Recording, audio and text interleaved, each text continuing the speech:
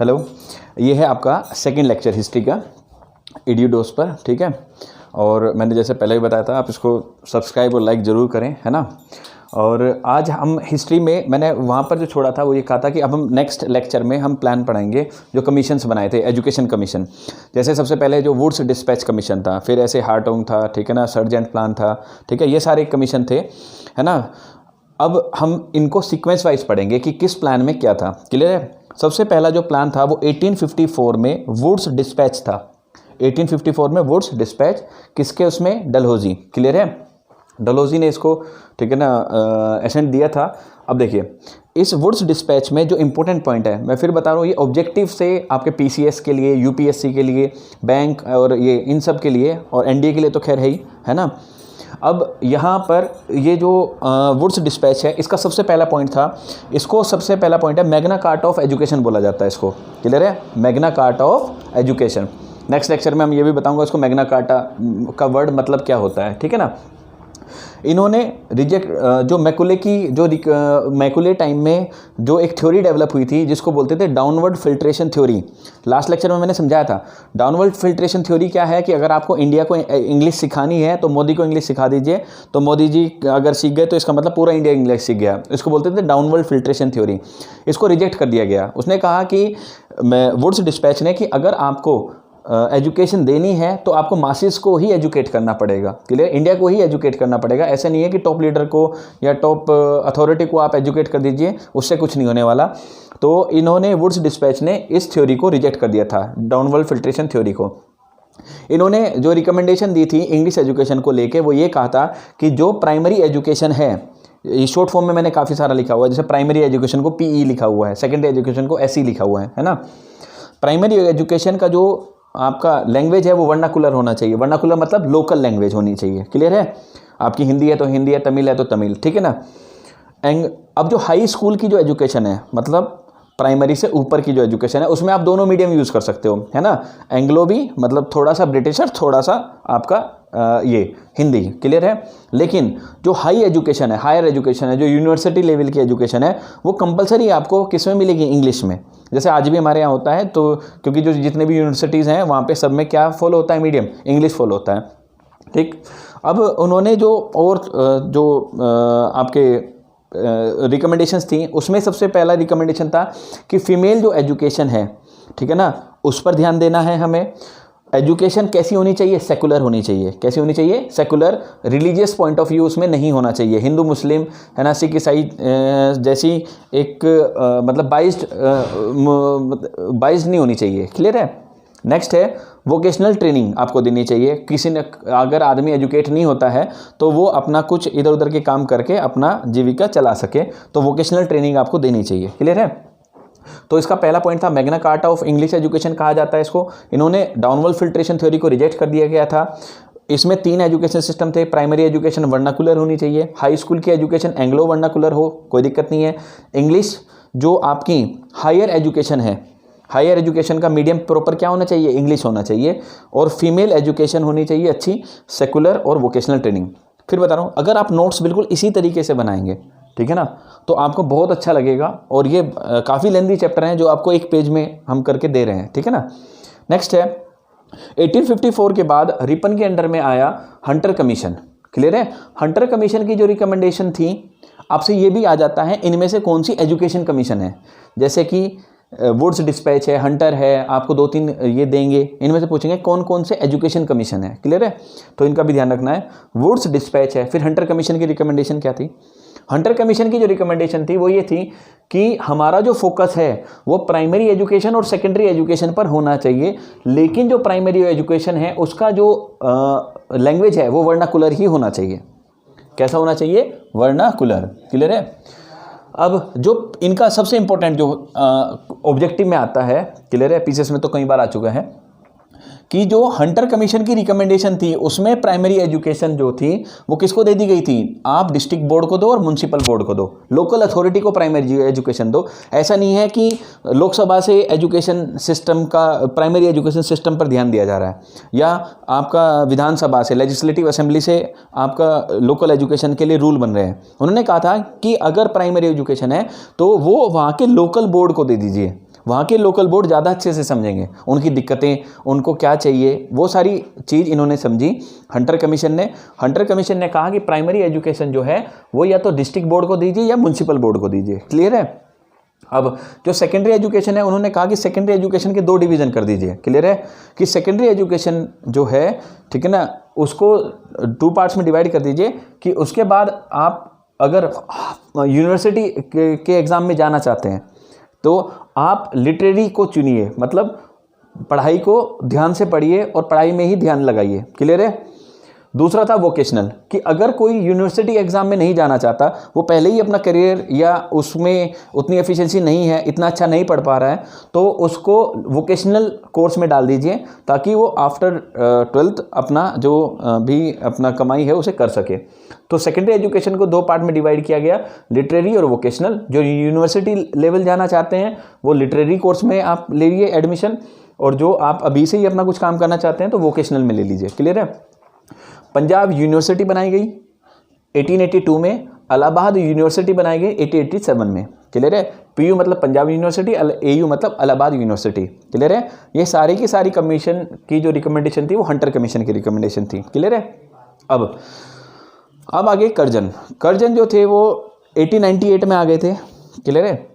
1898 में आने के बाद उन्होंने की जो पॉलिसीज़ थी वो बहुत सारी रिएक्शनरी पॉलिसीज़ थी, है ना, बहुत सारे उन्होंने जो काम किए। ठीक है ना। सबसे बड़ा काम जो कर्जन का था वो बंगाल पार्टीशन था। क्लियर है। बंगाल पार्टीशन के बाद उन्होंने बहुत सारे यूनिवर्सिटी एक्ट बनाया, पुलिस यूनिफॉर्म करने के लिए पुलिस के लिए एक्ट बनाए बहुत सारे।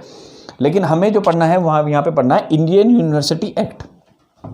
इंडियन यूनिवर्सिटी एक्ट जो बनाया गया था वो रैलिग कमीशन की रिकमेंडेशन से बनाया गया था। रैलिग कमीशन की जो रिकमेंडेशन थी वो 1902 में आई थी। उसकी रिकमेंडेशन से कर्जन ने इंडियन यूनिवर्सिटी एक्ट बनाया था। ये एक्ट जो था यूनिवर्सिटीज़ को अंडर कंट्रोल लेना था गवर्नमेंट के, क्योंकि यूनिवर्सिटी जो थी उनको पता था कि थोड़े दिन बाद ये मास जो है वो एजुकेट हो जाएगा। मैक्सिमम इंडियन थे उन यूनिवर्सिटी में जो पढ़ने वाले लोग थे, और एक दिन ऐसा आएगा कि ये आपके खिलाफ खड़े हो जाएंगे। तो यूनिवर्सिटी का कोर्स, करिकुलम, वहाँ पे एक्टिविटी, उनको पूरा ध्यान रखने के लिए ये एक्ट बनाया गया था कि सारी यूनिवर्सिटी जो है वो गवर्नमेंट के कंट्रोल में रहें। तो उनकी रिकमेंडेशन देखिए क्या थी। सबसे पहले उन्होंने कहा था यूनिवर्सिटी का जो काम है, यू मतलब यूनिवर्सिटी, उसका काम स्टडी और रिसर्च होना चाहिए। क्या होना चाहिए? स्टडी और रिसर्च, ना कि आप हमारी थ्योरी पढ़ें कि हमने किस तरीके से पूरे मतलब वर्ल्ड पर कैसे कब्जा किया। उनको ये चीज़ ना सिखाई जाए। उनका पूरा फोकस होना चाहिए स्टडी एंड रिसर्च पे। ये नहीं कि आप थोड़े दिन बाद पॉलिटिकल साइंस पढ़ने के बाद या फिलोसफी पढ़ने के बाद उनके खिलाफ खड़े हो गए, है ना। इस चीज़ से वो बहुत ज़्यादा डरते थे, तो उन्होंने करिकुलम डिसाइड करना, ये सारे काम किए। सेकंड था, जो सीनेटर्स थे यूनिवर्सिटी में, उनके नंबर जो थे वो 50 से 100 कर दिए गए। 50 से 100। क्लियर है। और उनका जो टाइम पीरियड था, जो सीनेटर होते थे, क्लियर है, सीनेटर का जो नंबर था वो 50 to 100 कर दिया गया। इनका जो टेन्योर था, कार्यकाल था, उनका कहा गया कि आपका जो कार्यकाल होगा एक सीनेटर का वो 5 ईयर होगा। पहले एक सीनेटर चुना जाता था तो वो लाइफ टाइम सीनेटर रहता था, उसको लाइफ टाइम ख़त्म करके उसका क्या कर दिया गया, 5 ईयर आपका जो टेन्योर था वो किया। अब सीनेटर जो थे, मैक्सिमम जो सीनेटर थे, सारे तो नहीं, सीनेटर मैक्सिमम जो अपॉइंट करती थी वो गवर्नमेंट करने लगी थी। क्लियर है। तो गवर्नमेंट किसी को अपॉइंट करेगी तो वो हमेशा जो पॉलिसी बनाएगा, करिकुलम रखेगा, वो किसके अकॉर्डिंग रखेगा, किसकी सुविधा के हिसाब से रखेगा, वो हमेशा गवर्नमेंट के हिसाब से रखेगा। क्लियर है। अब जो सीनेटर डिसीजन लेते थे यूनिवर्सिटी को लेके, वो वहाँ पर पास होने के बाद, ठीक है ना, उसके खिलाफ जो डिसीजन सीनेटर्स ने लिया उसके खिलाफ एक वीटो पावर का प्रोविज़न लेके आ गए थे कि गवर्नर जनरल काउंसिल के पास एक वीटो पावर होगी। क्लियर है। जो आपके डिसीजन को क्या कर सकती है, नल कर सकती है, वॉइड कर सकती है या ख़त्म कर सकती है। तो अल्टीमेट अथॉरिटी यूनिवर्सिटी में कोई भी डिसीजन लिया जा रहा है तो अल्टीमेटली अथॉरिटी उसका कौन है, गवर्नर। कौन है, गवर्नर। वो उसको ख़त्म कर सकता है। तो वीटो पावर लेके आ गए थे। नेक्स्ट है कि जो कॉलेज हैं उनको अफिलिएशन ऐसे ही ना दे दिया जाए, बहुत सोच समझ के सारी चीज़ें देखकर तब अफिलिएशन दिया जाए। ये थी आपकी 1904 की रिकमेंडेशन इंडियन यूनिवर्सिटी एक्ट की। क्लियर है। अब 1904 के बाद आपको एक पॉइंट है 1906 में शायद आपको दिखाई ना दे, प्रोग्रेसिव स्टेट ऑफ बड़ौदा था। 1906 क्यों इंपॉर्टेंट है? 1906 में क्यों इंपॉर्टेंट है? 1906 हिस्ट्री के पॉइंट ऑफ व्यू से 1906 में ही क्या बनी थी? मुस्लिम लीग बनी थी। क्या बनी थी? मुस्लिम लीग। क्लियर है? 1906 में ही आपका रेजोल्यूशन पास हुआ था बनारस में, ठीक है, जिसके हेड कौन थे? दादा भाई नौरोजी। ये कांग्रेस का सेशन बना रहा हूं। 1906 में बनारस में सेशन हुआ था, ठीक है ना? अरे बोलो भाई, नहीं सॉरी, बनारस नहीं, कलकत्ता, ठीक है। तो और इसके जो हेड थे वो दादा भाई नौरोजी थे। तो यहाँ पर पास हुआ था स्वदेश को लेके बिल, जो एंटी पार्टीशन मूवमेंट था, जो बंगाल को पार्टीशन किया था, तो उसका विरोध के लिए कांग्रेस ने यहाँ पे रेजोल्यूशन पास किया था। स्वराज, यहाँ पे थीम क्या थी? स्वराज, बॉयकॉट, नेशनल एजुकेशन, इन सबको पास कर दिया गया था 1906 में। तो 1906 में मुस्लिम लीग बनी थी।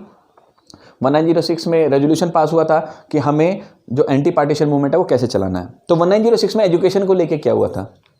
1906 में प्रोग्रेसिव स्टेट ऑफ बड़ौदा, जो एक प्रिंसली स्टेट था, उसने फ्री एंड कंपलसरी एजुकेशन का कंसेप्ट इंट्रोड्यूस कर दिया था कि हम अपने यहाँ पर जो भी 6 से 11 साल तक के बच्चे हैं उनको फ्री और कंपलसरी एजुकेशन देंगे, ताकि हमारी लिटरेसी अच्छी हो सके और पढ़ाई लोग हमारे अच्छे एजुकेट हो सकें। हमारी गवर्नमेंट के पास या ब्रिटिश गवर्नमेंट के पास इतना पैसा नहीं था कि वो free compulsory and primary education को फ्री कंपलसरी कर सकें, तो उन्होंने इस थ्योरी को एक्सेप्ट नहीं किया था। तो 1906 में एक एग्जाम्पल सेट किया था बड़ौदा में कि आप फ्री कंपलसरी एजुकेशन दीजिए, जो बाद में हमारे यहाँ पे उसमें फंडामेंटल ड्यूटीज़ में भी आपका इंसर्ट हो गया था, ठीक है। अब तो खैर राइट भी है। फिर नेक्स्ट है सेडलर कमीशन 1917। सेडलर कमीशन जो था वो 1917 में आया। सेडलर कमीशन की जो रिकमेंडेशन थी वो मेनली कलकत्ता यूनिवर्सिटी को लेके बनी थी, लेकिन बाद में इसकी रिकमेंडेशन को प्रोविंसेस में भेज दिया गया था, ठीक है ना, कि ये रिकमेंडेशन जो है वो हर एक यूनिवर्सिटी में आनी चाहिए और हर एक यूनिवर्सिटी इसको फॉलो करे प्रोविंसेस में भी। 1919 मॉन्टेग क्लेम्स फॉर रिफॉर्म्स आए थे। मॉन्टेग क्लेम्स फॉर रिफॉर्म्स ने एजुकेशन जो सब्जेक्ट था, जो पहले सेंटर का सब्जेक्ट था, ठीक है ना, जिस पे केंद्र सरकार ही कानून बनाती थी, जैसे मोदी कानून बना रहे हैं, तो अब वो 1919 में 1919 में, ठीक है ना, एजुकेशन जो था वो किसको दे दिया गया था सब्जेक्ट? प्रोविंसेस को। किसको दे दिया गया था? प्रोविंसेस को। तो सेडलर कमीशन की जो रिकमेंडेशन थी वो 1917 में आई। उन्होंने कहा जो स्कूलिंग का टाइम पीरियड होगा वो 12 साल होगा, जो आज भी चलता है। 3 ईयर डिग्री कोर्स होगा, वो आज भी चलता है, इसे याद रखने की जरूरत नहीं है। उन्होंने फर्स्ट टाइम कहा क्या कि सेकेंडरी और इंटरमीडिएट एजुकेशन के लिए सेपरेट बोर्ड होना चाहिए। क्लियर है? जैसे हमारा बोर्ड है, अलग अलग आज भी हैं, ठीक है ना, सेकेंडरी और इंटरमीडिएट एजुकेशन, ठीक है ना, इन सब के लिए हमारा क्या होना चाहिए? सेपरेट बोर्ड होना चाहिए जो इनका एडमिनिस्ट्रेशन कर सके, सेकेंडरी और इंटरमीडिएट एजुकेशन का क्या कर सके? एडमिनिस्ट्रेशन कर सके। क्लियर? अब इन्होंने कहा कि यूनिवर्सिटी जो हैं वो क्या होनी चाहिए? सेंट्रलाइज होनी चाहिए। क्या होनी चाहिए? सेंट्रलाइज। एक गुरुकुल टाइप होना चाहिए, वहीं पर ही टीचर रहें, वहीं पर ही स्टूडेंट रहें और उनको एक अच्छी एजुकेशन वहाँ दी जाए। क्लियर है? समझ गए ना? तो इन्होंने स्पेशली सेडलर कमीशन में ये कहा गया था कि यूनिवर्सिटी जो है वो सेंट्रलाइज होनी चाहिए, unitary residential teaching autonomous body होनी चाहिए। रेजिडेंशियल टीचिंग वहीं पर ही रहे, जैसे पहले गुरुकुल में रहते थे, टीचर भी वहीं पर। क्लियर है? और यूनिटरी रहे, मतलब सेंट्रलाइज एक अथॉरिटी रहे उसमें। उसने कहा था कि जो एजुकेशन यूनिवर्सिटी बच्चे जो नहीं जाना चाहते, क्लियर है, उनको एक कॉलेजिएट एजुकेशन दी जाए, साइंटिफिक एजुकेशन उनको भी दी जाए। यूनिवर्सिटी में तो वो रिसर्च करेंगे, डिग्री कोर्स लेंगे, लेकिन उससे पहले जो बच्चे यूनिवर्सिटी नहीं जाना चाहते उनको कॉलेजिएटेड एजुकेशन देनी चाहिए, मतलब साइंटिफिक जो एजुकेशन है वो उनको देनी चाहिए। इस टाइम सेडलर कमीशन की रिकमेंडेशन से ही 7 यूनिवर्सिटी ओपन हुई। मैसूर, पटना, लखनऊ, ओस्मानिया, अलीगढ़, ये यूनिवर्सिटी जो थी ये सेडलर कमीशन की जो रिकमेंडेशन थी उसी टाइम ये ओपन हुई थी। अब ये जो सेडलर कमीशन की रिकमेंडेशन थी, इनको 1920 में सेंट्रल अथॉरिटी ने कहा, आप समझ लीजिए मोदी ने कहा कि सारे राज्यों में ये सेडलर कमीशन की जो रिकमेंडेशन है उसको फॉलो किया जाए जहाँ तक वो कर सकते हैं। क्लियर है? तो हमारी कितनी कमीशन हो गई? सबसे पहले 1854 में वुड्स डिस्पैच हुआ, फिर हंटर कमीशन हुआ, हंटर कमीशन 82 में, 1882, फिर हम आ गए 20th सेंचुरी में। 20th सेंचुरी में कर्जन के अंडर में इंडियन यूनिवर्सिटी एक्ट आया। फिर आ गए हम सेडलर कमीशन पर 1917, क्लियर। इसमें ये 3 ईयर डिग्री कोर्स ये सब हुआ। अब है 1929, क्लियर है। 1929 में एक कमेटी बनी, हार्टोंग कमेटी बोलते हैं इसको। हार्टोंग कमेटी जो थी उसका जो ये आई क्यों थी, हार्टोंग कमेटी इस वजह से आई थी क्योंकि देखिए 1917 में जो एजुकेशन था, 1919 में एजुकेशन वो प्रोविंसेस में चला गया। राज्यों ने बहुत जल्दी यूनिवर्सिटी खोल दी, बहुत जल्दी ही सारे प्राइमरी एजुकेशन मतलब बहुत सारे स्कूल कॉलेज खोलना स्टार्ट कर दिया, जिससे जो एजुकेशन का स्टैंडर्ड था वो डाउन चला गया।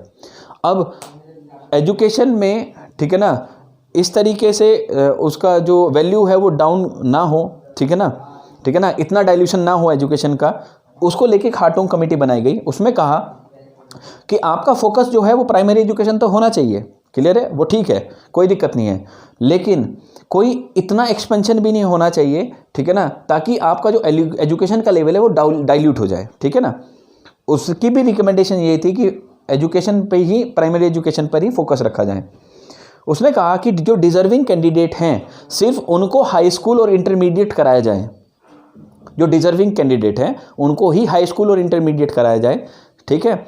अदरवाइज क्या हो जाएगा, बाद में जो डिजर्विंग कैंडिडेट नहीं है अगर आप उसे यूनिवर्सिटी में भेजोगे तो उसका कोई फ़ायदा नहीं होगा, क्लियर है।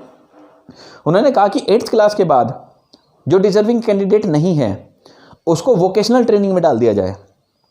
किस में डाल दिया जाए, वोकेशनल ट्रेनिंग में, समझ गए ना। वोकेशनल ट्रेनिंग कंसेप्ट 1854 से चला आ रहा है। वोकेशनल ट्रेनिंग जो कंसेप्ट है वो फर्स्ट टाइम जो था वुड्स डिस्पैच ने भी दिया था कि वोकेशनल ट्रेनिंग होनी चाहिए। यहाँ पर हार्टोंग कमेटी में ने कहा कि वोकेशनल ट्रेनिंग होनी चाहिए आफ्टर 8th, ठीक है ना, ताकि लोग जल्दी अपने आप को काम को कर सकें।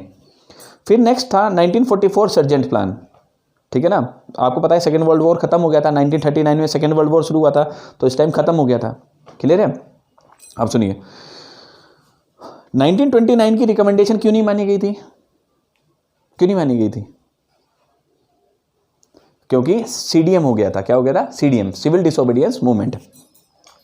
सर्जेंट प्लान 1944 में सर्जेंट प्लान जो था उसने कहा था कि प्री प्राइमरी एजुकेशन जो है वो 3 से 6 साल के बच्चे को दी जाए, 6 से 11 साल के बच्चे को फ्री एजुकेशन दी जाए, यूनिवर्सल और कंपलसरी एजुकेशन देनी चाहिए 6 से 11 साल के बच्चे को।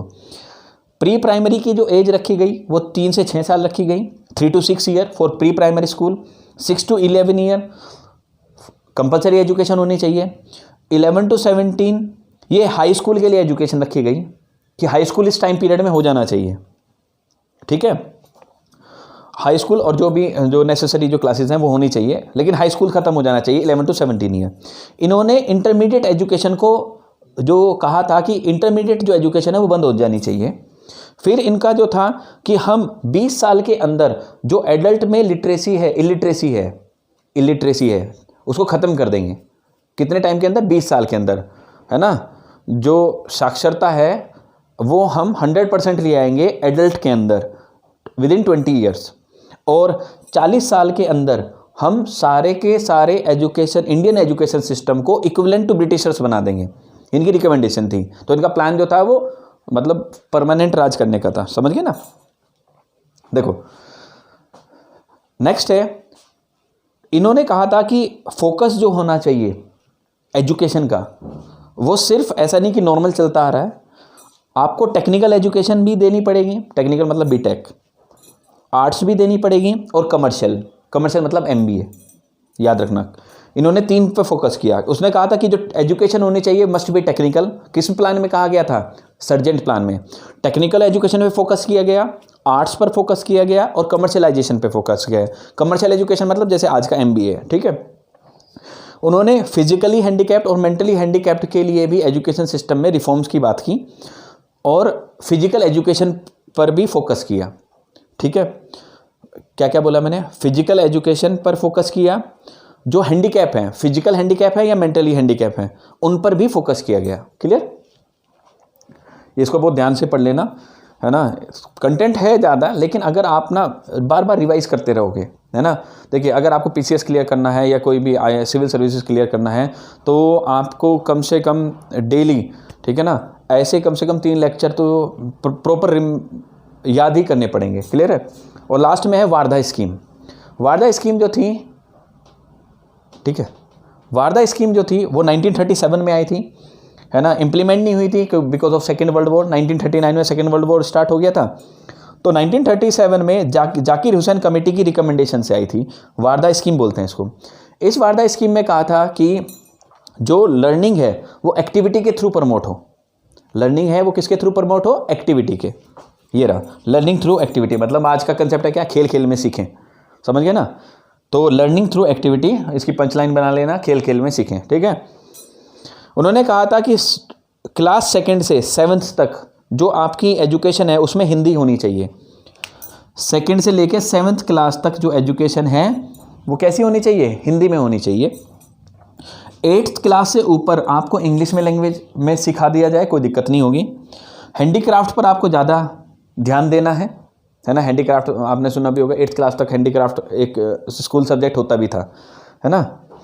और फर्स्ट 7 ईयर बच्चे के जो होंगे उसमें फ्री एंड कंपलसरी एजुकेशन दी जाए, क्लियर है।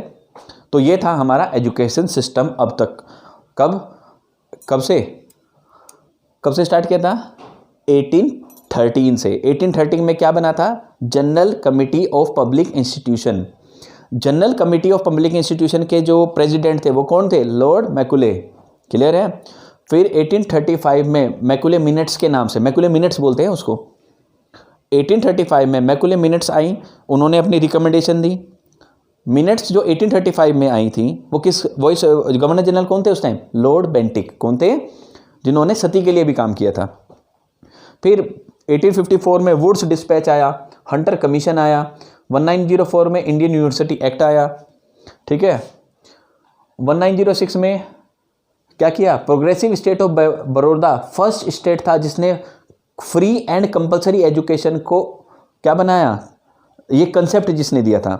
आज ये free and compulsory education fundamental right भी है, ठीक है ना, और फंडामेंटल ड्यूटी भी है। पहले ऐसा नहीं था, ठीक है ना।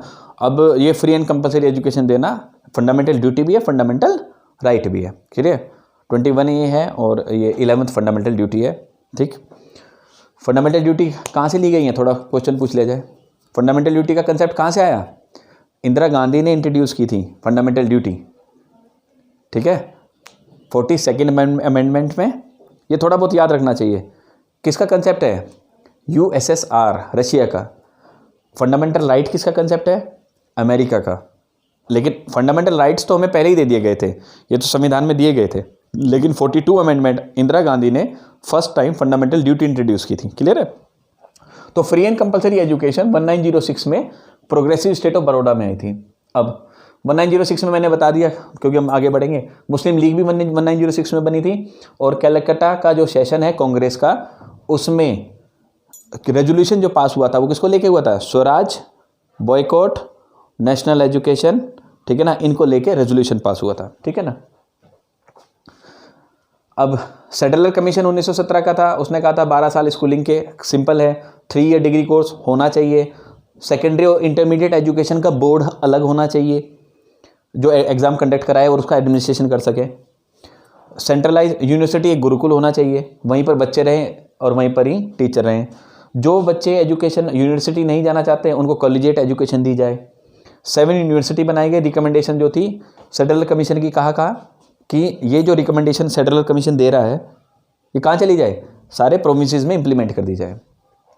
हार्टोग कमेटी ने क्या कहा था कि बहुत सारे स्कूल एजुकेशन खुल रहे हैं, एजुकेशन बहुत तेज़ी से फैला रहे हैं बिना उसकी क्वालिटी पे ध्यान दिए, तो क्वालिटी मस्ट बी मेंटेन।